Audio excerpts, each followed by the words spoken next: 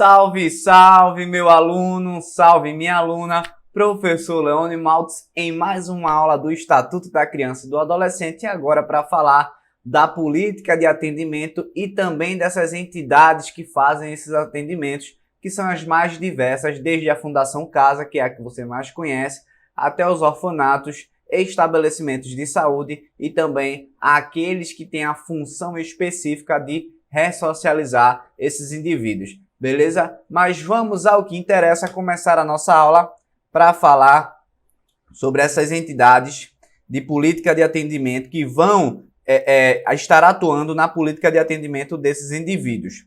O que é que a gente traz aqui? Que os direitos da criança e do adolescente, eles serão trabalhados por um conjunto articulado de ações governamentais e não governamentais dos entes políticos. E quando eu falo ente político, aqui está a União, Estado, DF e municípios. Tranquilo?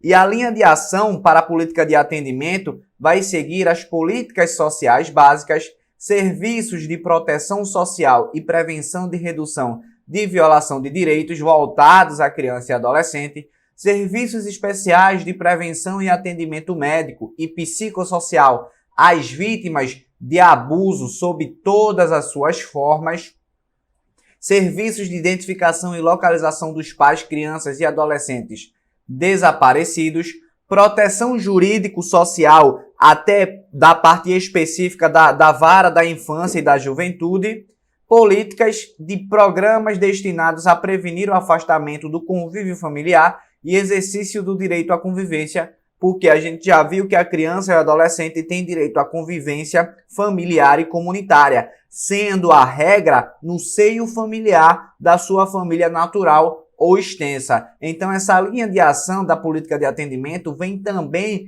já para facilitar e consolidar esse direito. E, por fim, políticas de estímulos ao acolhimento sob a guarda das crianças e do adolescente afastados do convívio. Então, aqui, o primeiro ponto que eu trago a vocês: políticas de estímulos ao acolhimento sob guarda, que é uma das formas de inserir na família substituta. Agora vem o plus, especificamente interracial, crianças e adolescentes maiores com necessidades específicas. Por quê? São pessoas em desenvolvimento que, querendo ou não, estão um pouco mais afastadas no sentido de serem adotadas, de terem os seus direitos garantidos, até porque a gente está diante de uma sociedade preconceituosa, e aí o ECA, além de proteger a criança e o adolescente, também vem tratar com mais força em relação dessa parte interracial e as crianças e adolescentes maiores com necessidades específicas. Então, há diretrizes a serem seguidas nessa política de ação, nessa política de atendimento. E essas diretrizes para ações da política de atendimento, ela terá como um princípio a municipalização do atendimento, ou seja, os municípios eles terão grande força ali nessa parte de atender a criança e o adolescente, a criação de conselhos municipais, estaduais e nacional dos direitos da criança e do adolescente, e você vai ver que esse conselho municipal ele é diferente lá do conselho tutelar. Mais para frente a gente vai tratar sobre esse assunto. Órgãos deliberativos e controladores de ações, das ações em todos os níveis, assegurada a participação popular paritária por meio de organizações representativas, segundo leis federal, estaduais e municipais. Então, nesse contexto aqui de criação de conselhos estaduais, municipais e nacionais dos direitos da criança e do adolescente, também de órgãos deliberativos e controladores das ações, por quê? Porque tem que também controlar essas ações para poder saber como é que elas estão, até para haver uma transparência, e vai ser assegurada a participação popular, porque a sociedade também tem o dever de participar nessas ações voltadas aos direitos das crianças e dos adolescentes. Beleza? E a criação e manutenção de programas específicos, observada a descentralização político-administrativa. E aí a gente já faz uma conexão com a aula de direito administrativo. Você que sabe que é descentralização política administrativa, beleza? Lá, quando a gente vai para o âmbito da administração direta e depois para o âmbito da administração indireta, então todos os órgãos e todos os entes, seja político ou ente administrativo, vai trabalhar aí nesses programas específicos. A manutenção de fundos nacional, estaduais e municipais vinculados aos respectivos conselhos dos direitos da criança e do adolescente.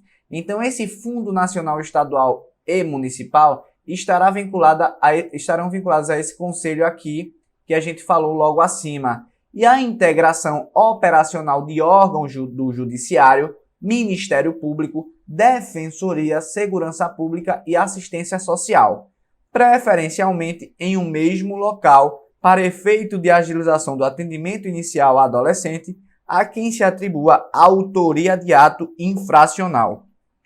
Então vem aqui comigo. Quando ele fala dessa parte da integração dos órgãos de justiça, do Ministério Público e da Segurança Pública, aí a gente já vai para aquele setor da parte do ato infracional, quando o indivíduo ele está em desconformidade com a lei. O que é que acontece? Você já conhece as GPCAs, as DPCAs, que são as delegacias específicas em relação à criança e do adolescente. Você também já conhece a vara da infância e da juventude, mas a Defensoria Pública e o Ministério Público estará lá firme e atuante também para fazer um trabalho integrado para que os direitos desses indivíduos não sejam feridos e nem mesmo ameaçados. Beleza? Então essa parte aqui ela realmente deve ser feita com a leitura do texto de lei e eu aconselho você, quando for estudar, fazer essa leitura e logo próximo à prova, ali na semana, você também fazer uma leitura para essa informação ficar na sua memória de curto prazo, beleza? Então vamos dar continuidade. A integração operacional de órgãos do Judiciário, Ministério Público, Defensoria e Conselho Tutelar, encarregados da execução das políticas sociais básicas e de assistência social, para efeito de agilização do atendimento de crianças e de adolescentes inseridos em programas de acolhimento familiar ou institucional.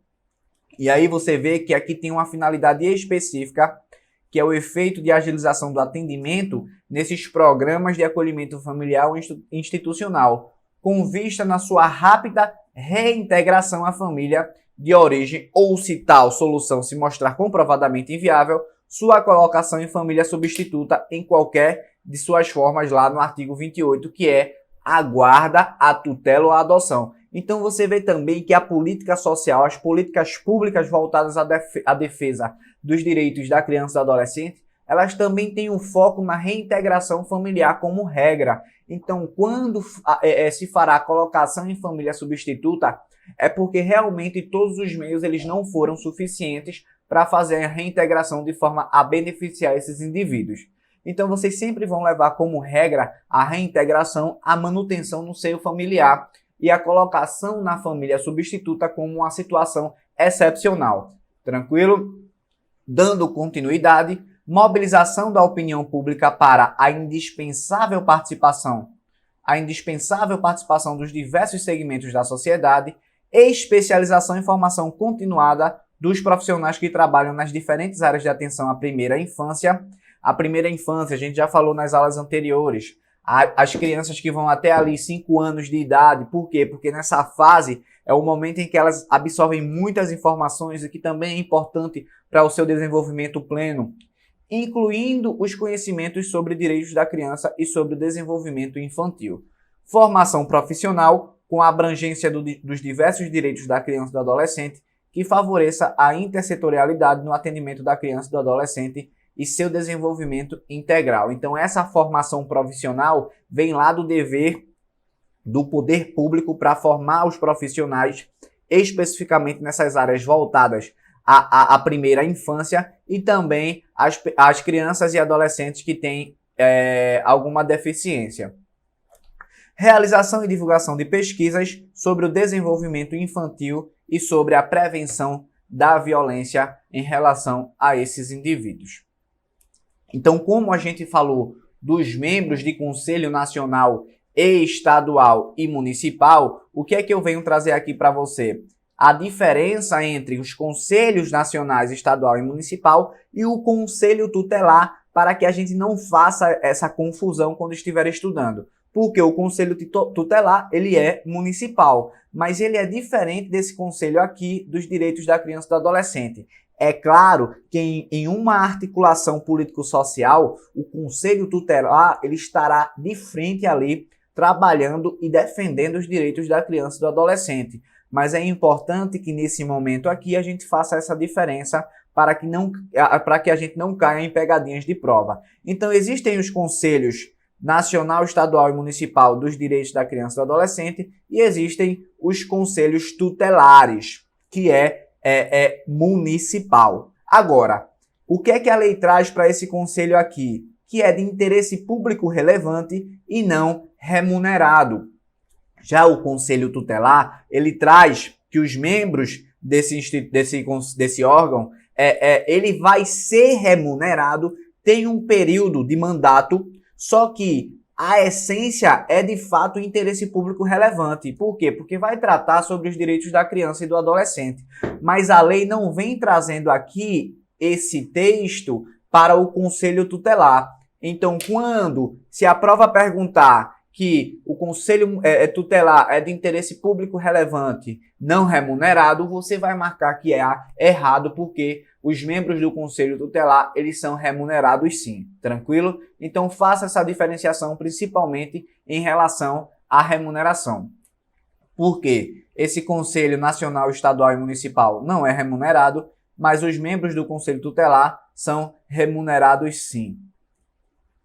E aí, em relação às entidades de atendimento, quais são as finalidades? As manutenções das próprias unidades, ou seja, a manutenção de si própria, mas também, essencialmente, o planejamento e execução de programas de proteção e socioeducativos, ou seja, o que é que as entidades de atendimento aqui vêm fazer? Além da sua manutenção, vem trabalhar de forma articulada em um planejamento e execução desses programas de proteção da criança e do adolescente e também programas socioeducativos ali no seio daquelas pessoas em desenvolvimento que praticam ato infracional. Então esse socioeducativo é tentar socializar esses indivíduos da maneira mais educada possível, trazer programas voltados à educação.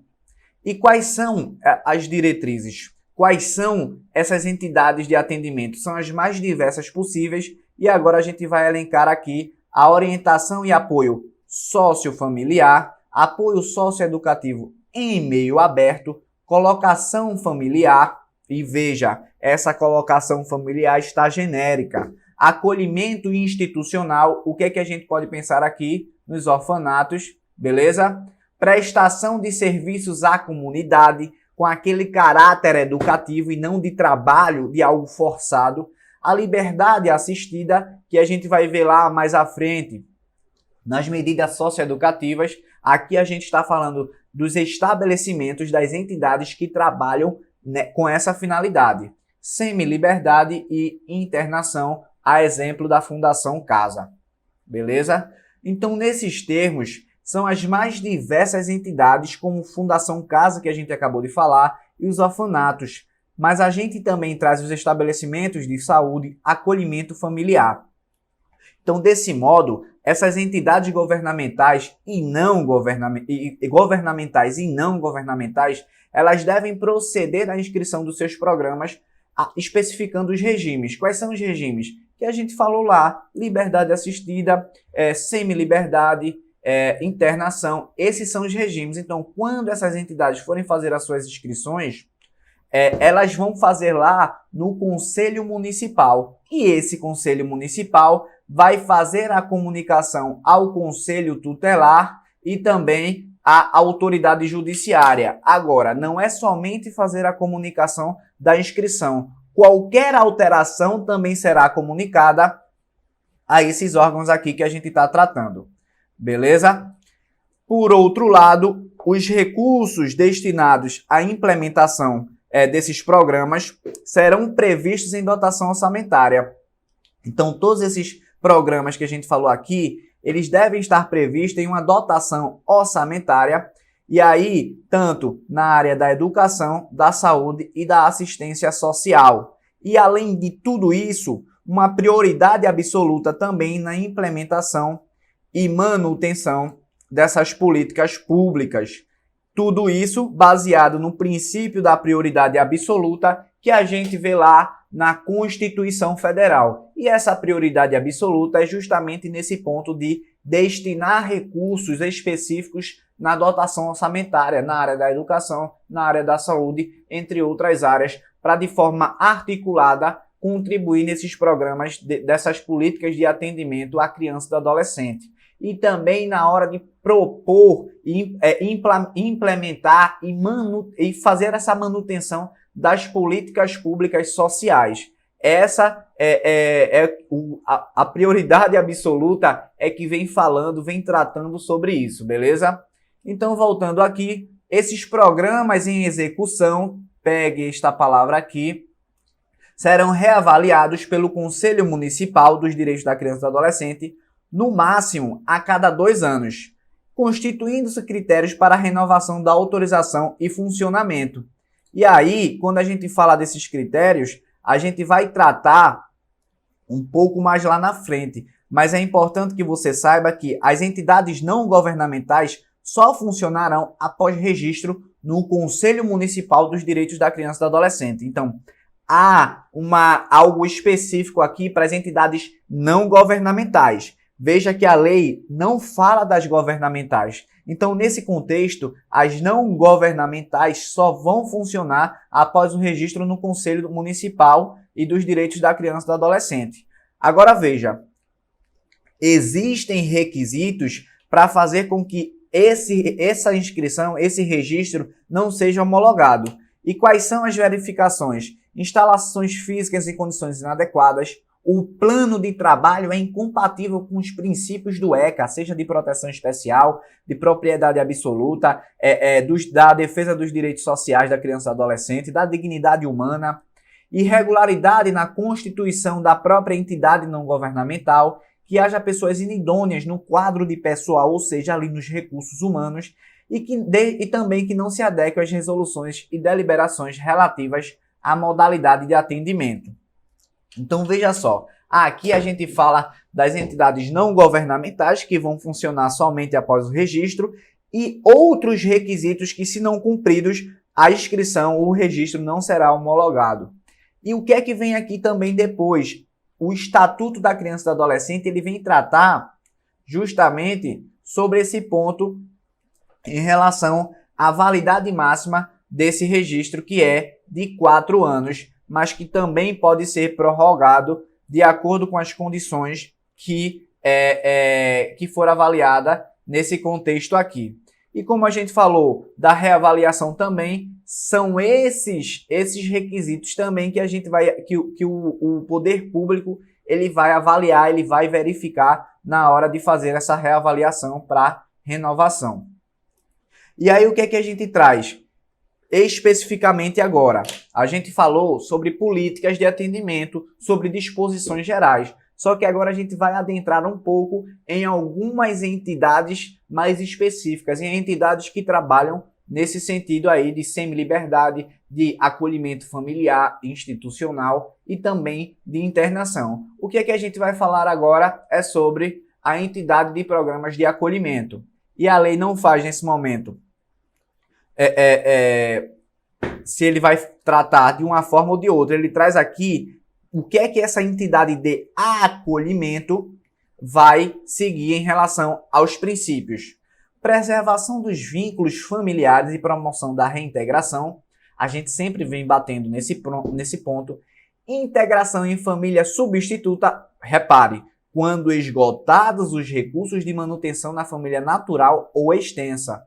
Atendimento personalizado em pequenos grupos, desenvolvimento de atividades em regime de coeducação e não desmembramento de grupos de irmãos. Por quê? A gente viu lá na parte de família substituta que quando tiver irmãos a preferência é que coloquem esses dois irmãos juntos na mesma família substituta, salvo se for prejudicial a um e a outro e se tiver naquele contexto ali abuso sexual ou qualquer outra forma de abuso que vá prejudicar a inserção desses dois na mesma família. Então a regra é colocar os irmãos numa mesma família substituta, é manter esse vínculo familiar, até porque talvez seja a única pessoa, talvez seja o único vínculo familiar que essas crianças ou adolescentes terão ao longo de sua vida, e aí eu digo de vínculo familiar natural, beleza? Dando continuidade, aí a gente já vai passar para outros princípios, que é evitar, sempre que possível, a transferência para outras entidades de crianças e adolescentes abrigados. Ou seja, aqui não é ficar o tempo todo transferindo a criança para um ou para outro programa. A intenção aqui é especificamente em tentar reintegrar esse indivíduo a uma família, ao seu seio familiar, ou integrar em uma família substituta. Participação na vida da comunidade local, preparação gradativa para o desligamento e participação de pessoas da comunidade no processo educativo. Uma atenção especial aqui, porque você também viu comigo que na adoção tem aquela preparação gradativa da criança em relação à sua nova família e também do adolescente, para que não tenha um impacto que vá prejudicar o desenvolvimento dessas pessoas. E aí, nesse contexto, esses entes federados, quando eu trago os entes federados aqui, eu vou trazer para você os estados, tranquilo? Os estados, eles vão, por meio dos poderes executivo e judiciário, promover conjuntamente a permanente qualificação de profissionais. Então, quando a gente falou lá das execuções de ações, você viu que o poder público ele estará atuando na qualificação dos profissionais voltados aos direitos da criança e do adolescente, seja na área da saúde, na área da educação e até mesmo dessas políticas de atendimento. E aqui você vê a consolidação dessa qualificação profissional. Por quê? Porque esses profissionais são aqueles que atuam direta ou indiretamente em programas de acolhimento institucional, e aqui a gente coloca institucional e destinado à colocação da família familiar de crianças e adolescentes, incluindo membros do Poder Judiciário, Ministério Público e também do Conselho Tutelar. Beleza?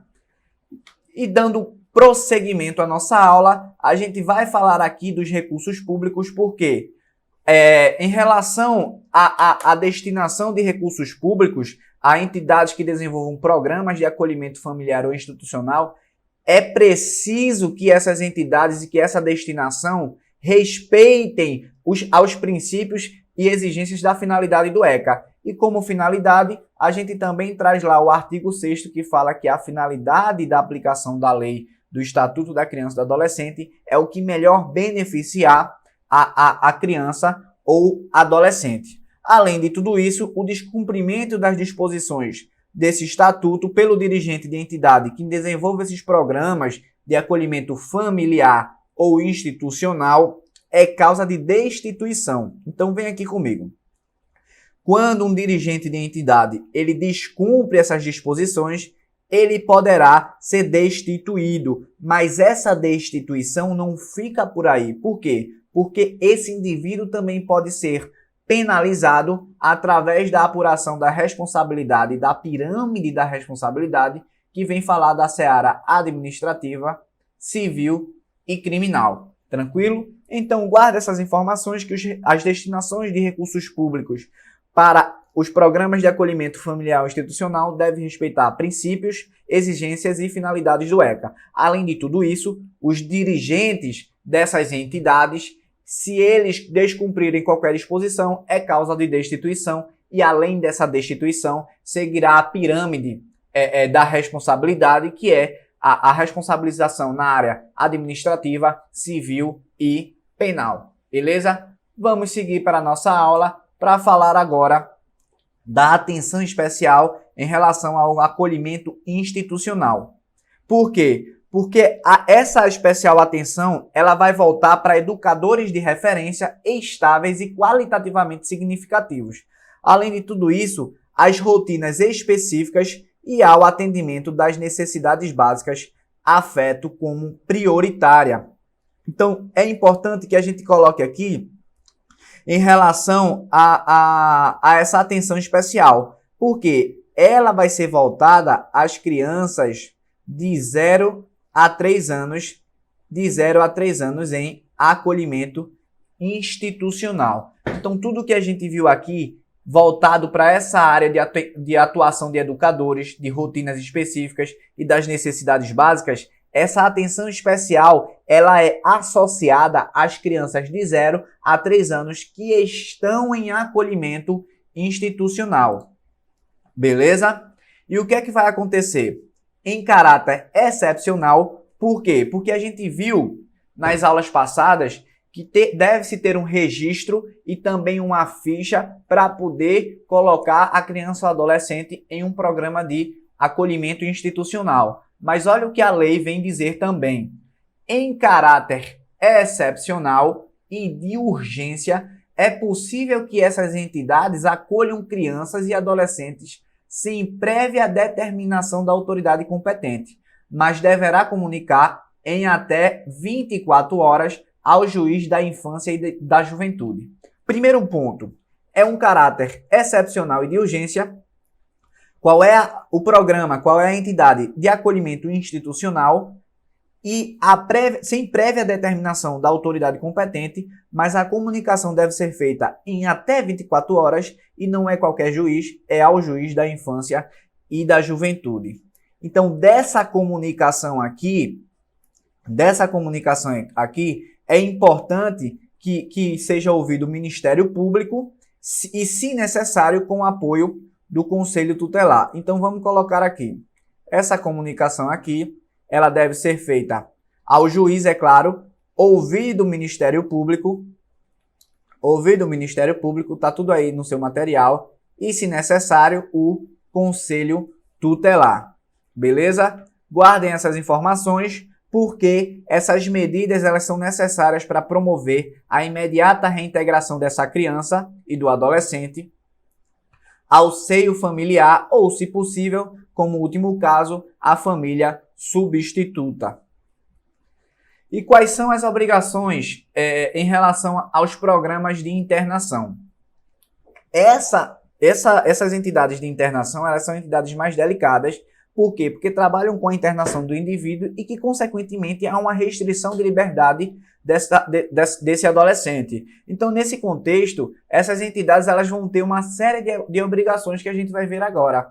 Vai observar os direitos e garantias de que são titulares os adolescentes, porque quando a gente fala de internação, a gente tende a remeter ao adolescente.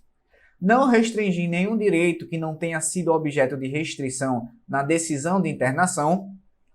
Oferecer atendimento personalizado em pequenas unidades e grupos reduzidos. Preservar a identidade e oferecer ambiente de respeito e dignidade ao adolescente. E aí, o que é que a gente vem trazer aqui? A dignidade da pessoa humana em desenvolvimento. Diligenciar no sentido do restabelecimento e da preservação dos vínculos familiares.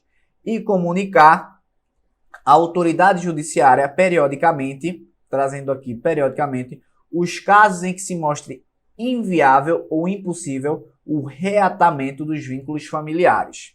Além de tudo isso, deve oferecer instalações físicas em condições adequadas de habitabilidade, higiene, salubridade e segurança e objetos necessários à higienização pessoal. Oferecer vestuário e alimentação suficientes e adequada à faixa etária dos adolescentes atendidos, oferecer cuidados médicos, psicológicos, odontológicos e farmacêuticos, propiciar escolarização e profissionalização, propiciar também atividades culturais, esportivas e de lazer e assistência religiosa àqueles que desejarem, de acordo com as suas crenças, porque os indivíduos, esses adolescentes, eles têm direito a manifestar as suas crenças e também proceder a estudo social e pessoal de cada caso, porque cada mundo é um mundo, cada cabeça é um mundo. O ditado já fala por si só quando a gente vem tratar do direito da criança e do adolescente. Reavaliar também, periodicamente, cada caso com intervalo máximo de 6 meses. dando ciência dos resultados à autoridade competente. Você não vai confundir aqui com aquele prazo lá dos 3 meses em acolhimento institucional ou familiar. A gente está falando aqui de programas de internação e essa reavaliação periódica é com intervalo de no máximo 6 meses, dando ciência dos resultados à autoridade competente. Além de tudo isso, informar periodicamente o adolescente internado sobre sua situação processual, comunicar às autoridades competentes todos os casos de adolescentes portadores de moléstia infecto-contagiosas, fornecer comprovante de depósito dos pertences dos adolescentes, manter programas destinados ao apoio e acompanhamento de egressos, providenciar os documentos necessários ao exercício da cidadania àqueles que não estiverem. Esses documentos aqui são o RG, título de eleitor e todos os documentos necessários para o exercício da cidadania, e manter arquivo de anotações onde constem data e circunstância do atendimento, nome do adolescente, dos seus pais ou responsável, parentesco, endereço, sexo, idade, acompanhamento de sua formação, dentre outros. Então, deve-se manter um arquivo com todas as informações desses indivíduos, sempre que for possível, todas as informações de que se tiver acesso de pai, mãe, endereço, tudo que for relacionado a esse adolescente, tem que ter um registro, um arquivo em relação a ele. Tranquilo? Então, a gente falou de algumas entidades mais específicas que se deve ter um cuidado maior e agora a gente vem falar de órgãos que vão fiscalizar todas essas entidades de política e atendimento. E aqui a gente segue uma tríade de fiscalização que vai ser feito pelo Judiciário, Ministério Público e o Conselho Tutelar. Eles vão fiscalizar tanto os órgãos não governamentais como os governamentais. E aí, os planos de aplicações e prestação de contas serão apresentados ao Estado ou ao município conforme a origem de dotações orçamentárias. Então, o que é que a gente faz aqui? Essa prestação e aplicação de recursos, ela vai se dar ao Estado, se esses recursos estiverem em dotação orçamentária do Estado, ou ao município, se essas dotações orçamentárias estiver no município. E havendo irregularidades por parte dessas entidades, a partir da fiscalização do Judiciário, do Ministério Público e do Conselho Tutelar, haverá penalidades. E quais são? São diferentes em relação aos órgãos governamentais e em relação aos não governamentais. A advertência terá para os dois. Agora, para os governamentais, afastamento provisório de seus dirigentes, afastamento definitivo de seus dirigentes e fechamento de unidade ou interdição do programa. Isso para os órgãos governamentais. Quando a gente vai para o outro lado falar dos órgãos não governamentais, a gente fala em suspensão total ou parcial de repasse de verbas públicas, porque quando a gente fala aqui é afastamento dos dirigentes dos órgãos governamentais, seja provisório ou definitivo. Mas para o governamental, não governamental, a gente fala de suspensão total ou parcial de verbas. E aí, cassação do registro. Você viu comigo que os órgãos não governamentais só podem funcionar após o registro no Conselho Municipal.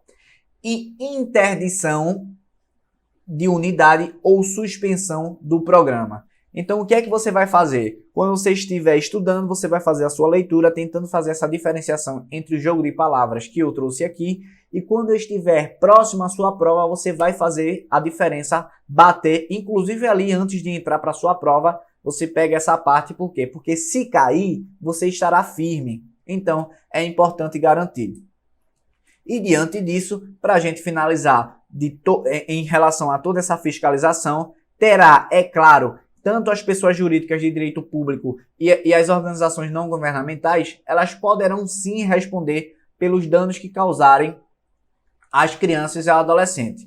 Caracterizado o descumprimento dos princípios norteadores dessas atividades de proteção específica, e também será avaliada as infrações reiteradas, sendo comunicada tanto ao Ministério Público ou à autoridade judiciária competente. Beleza?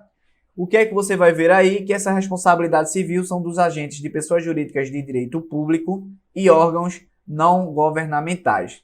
beleza? E as infrações reiteradas por parte dessas entidades serão comunicadas ao Ministério Público ou autoridade judiciária.